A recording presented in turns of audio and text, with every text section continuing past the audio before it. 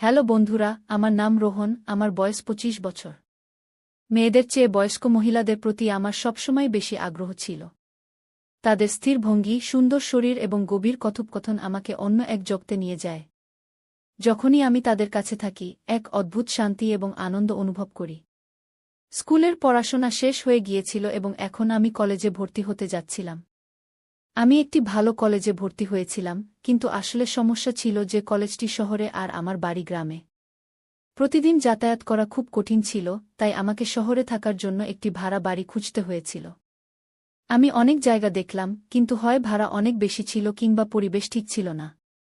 তারপর একদিন আমি এমন একটি বাড়ি পেলাম যা ঠিক ছিল এবং আমার বাজেটের মধ্যেও।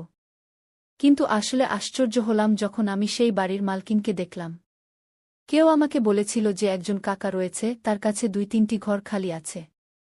তারপর কি, আমি সরাসরি কাকার বাড়িতে গেলাম এবং দরজায় টোকা দিলাম। তিনি দরজা খুললেন, আমি তাকে দেখেই তো হয়ে গেলাম। সামনে একজন ৫০ বছরের মহিলা দাঁড়িয়েছিলেন, গোঁড়ারং, তীক্ষ্ণ চোখ, মনে হচ্ছিল তিনি এখনও ৩০ বছরের। তিনি এমন ছিলেন যে কোনো পুরুষই তার উপর মুগ্ধ হয়ে যাবে। আমার আগে থেকেই এমন মহিলাদের পছন্দ ছিল। তার শরীরের প্রতিটি অংশ, তার প্রতিটি নড়াচড়ায় আমাকে তার দিকে টানছিল। আমি তার দিকে এমনভাবে তাকিয়েছিলাম যেন একজন তৃষ্ণার্ত জল দেখছে। তার প্রতিটি ভঙ্গিতে এক অদ্ভুত নেশা ছিল যা আমাকে মাতাল করে তুলছিল। ঠিক তখন তিনি আমাকে জিজ্ঞেস করলেন, বলুন, কি কাজ? তার কণ্ঠে এক অদ্ভুত মধুরতা ছিল যা আমার কানে বাজছিল। আমি একটু সংকোচের সাথে বললাম, জি জি কাকা, কেউ আমাকে বলেছিল যে আপনার কাছে একটি ঘর খালি আছে।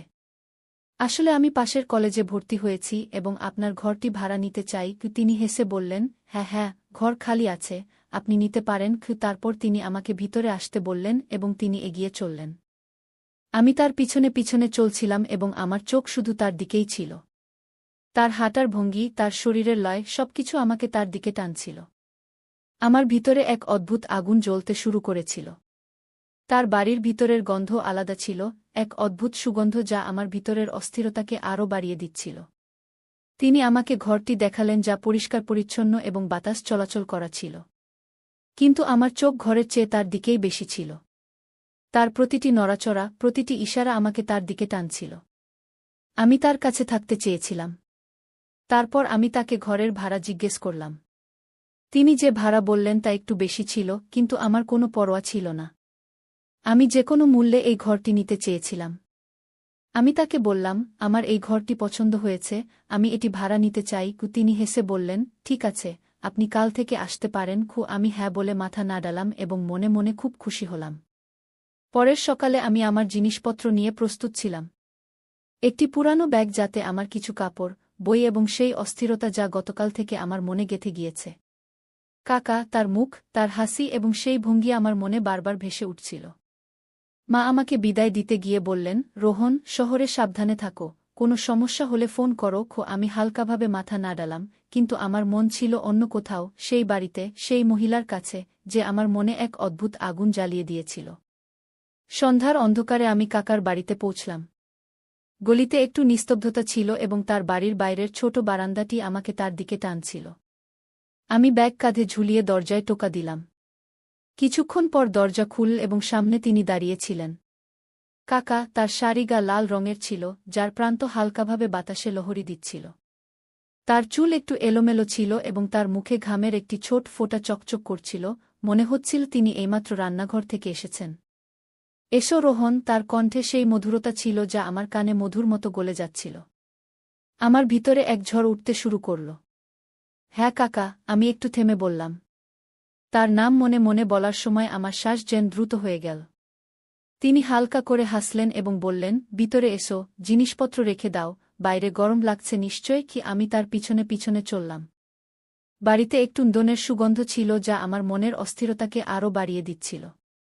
আমার চোখ তার কাঁধে, তার শাড়ির লহরীতে এবং তার হাঁটার ভঙ্গিতে আটকে ছিল।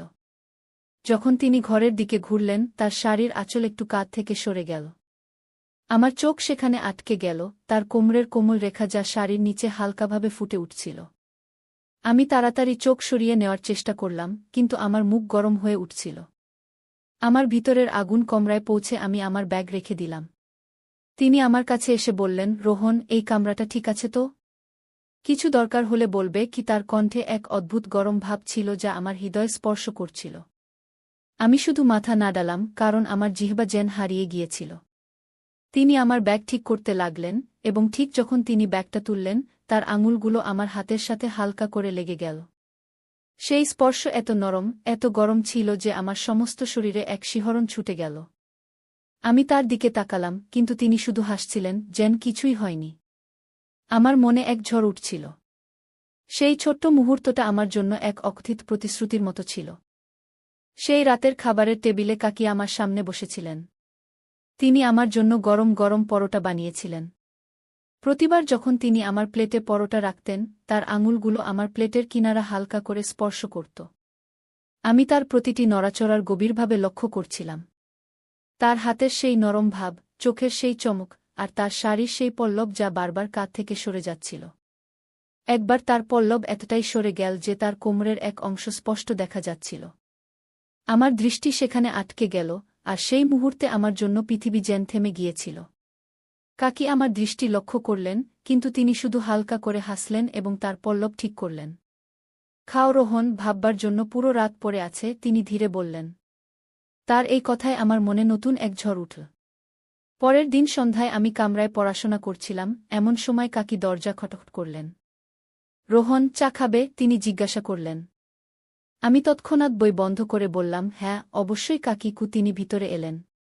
তার হাতে দুটি পেয়ালা ছিল।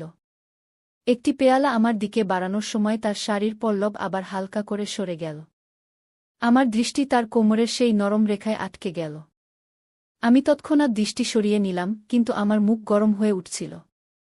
কাকি সম্ভবত আমার ঘাবড়ানো লক্ষ্য করলেন, কারণ তিনি হালকা করে হেসে বললেন, কি হয়েছে রোহন? চা ঠান্ডা হয়ে যাবে। তিনি আমার সামনে বসে বললেন, রোহন, তোমার কলেজ কেমন চলছে? আমি বললাম, ঠিক আছে কাকি, এখনো সব নতুন নতুন। তারপর সাহস করে জিজ্ঞাসা করলাম, কাকি, আপনি এখানে একা কিভাবে থাকেন? মানে বাড়িটা তো অনেক বড়। আমার কথা অসম্পূর্ণ ছিল, কিন্তু তিনি বুঝে গেলেন। তিনি হালকা করে মাথা নিচু করে বললেন, একাকিত্ব তো অভ্যাস হয়ে যায় রোহন। আমার স্বামী চলে গেছেন, এখন 10 বছর হয়ে গেছে। আমার দুটি ছেলে আছে, কিন্তু তারা দুজনেই অন্য শহরে চাকরি করে। মাঝে মাঝে আসে কি? তার কথায় এক অদ্ভুত বিষাদ ছিল, কিন্তু তার চোখে সেই একই চমক ছিল যা আমাকে প্রতিবার তার দিকে টানত। আমি ধীরে বললাম, কাকি, আপনি বিরক্ত হন না? তিনি হালকা করে হেসে বললেন, বিরক্তিকে দূর করার উপায় খুঁজে নিতে হয়। যেমন বাগান করা, বই পড়া, আর এখন তুমি এলে, তাই হয়তো এখন একটু কম একাকিত্ব লাগবে। কি? তার এই কথায় আমার হৃদয়ের স্পন্দন আরও বেড়ে গেল। তিনি কি সত্যিই এমনটা ভাবছিলেন, নাকি এটা শুধু তার কথা বলার সেই নরম ভাব? এক সকালে আমি আমার কামরায় প্রস্তুত হচ্ছিলাম, এমন সময় কাকির কণ্ঠ শুনলাম, রোহন, রোহন, একবার এদিকে আসবে? তার কণ্ঠে এক অদ্ভুত তাড়া ছিল। আমি তৎক্ষণাৎ বাইরে গিয়ে দেখলাম তিনি বাথরুমের দরজার পাশে দাঁড়িয়ে আছেন। তার শাড়ি ভিজে গিয়েছিল, আর তিনি একটি ছোট কাপড় ধরেছিলেন। রোহন, আমি তোয়ালে নিয়ে যেতে ভুলে গেছি। একবার আমার কামরা থেকে তোয়ালে এনে দেবে? তিনি বললেন। আমার মনে এক ঝড় উঠতে লাগল।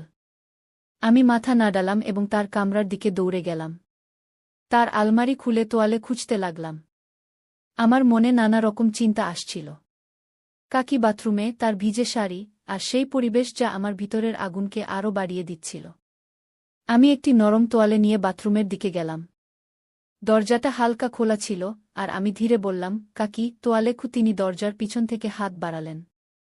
ঠিক যখন আমি তোয়ালে তার দিকে বাড়ালাম, আমার আঙুল তার ভিজে হাতের সাথে লেগে গেল। সেই স্পর্শ এত গরম, এত নরম ছিল যে আমার সমস্ত শরীরে এক শিহরণ ছুটে গেল।